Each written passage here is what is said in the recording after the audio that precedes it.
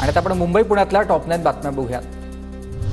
मध्य रेल्वेवर माटुंगा ते बुलुंड स्थानकादरम्यान रविवारी सकाळी 11 ते दुपारी 3 वाजेपर्यंत मेगा ब्लॉक असणार आहे। तर हार्बर मार्गावर कुर्ला ते वाशी दरम्यान 11:10 पासून ते दुपारी 4:10 पर्यंत ब्लॉक असेल।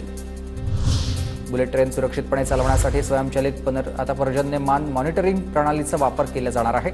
या प्रणालीद्वारे पर्जन्यमापकाचा वापर करून पावसाची माहिती दिली जाईल। नॅशनल हायस्पीड रेल कॉर्पोरेशन लिमिटेडची ही माहिती। टेक ऑफ आणि लँडिंगचे नियम कटाक्षाने पाळा, विमानतळ प्राधिकरणाचा कडक पवित्रा। मुंबई विमानतळावर एकाच वेळी 2 विमानं धावपट्टीवर उतरल्यानंतर डीजीसीएच्या सूचना आहेत। पदभार स्वीकारताच केंद्रीय मंत्री मुरलीधर मोहोळ ॲक्शन मोडमध्ये आलेत। पुण्यातील प्रश्नाबाबत मोहोळ यांनी अमित शहांशी घेतली भेट। पुणे विमानतळाचं नवं टर्मिनल लवकरच कार्यान्वित होणार। मुंबई विद्यापीठाकडून पदव्युत्तर अभ्यासक्रमाच्या प्रवेश प्रक्रियेच्या नव्या नोंदणीसाठी मुदतवाढ। अर्ज सादर करण्यासाठी 19 जूनच्या संध्याकाळी 5 पर्यंत मुदत। मालाडमध्ये मुंबई महापालिकेच्या मोरबे धरणात 41 दिवस पुरेल इतकाच पाणीसाठा शिल्लक। आजपासून आठवड्यातून 3 दिवस सायंकाळी विभागवार पाणी कपात होणार आहे। पाणी पुरवठा विभागाचा हा निर्णय।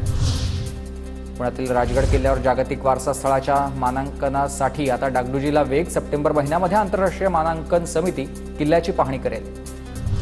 पुण्याच्या इंदापूरमधील कांदल गावामध्ये वादळी वाऱ्यामुळे तोंडल्यांची शेती जमीनदोस्त। शेतकऱ्याचं मोठं नुकसान झालंय। पंचनामा करून नुकसान भरपाई देण्याची शेतकऱ्याची मागणी।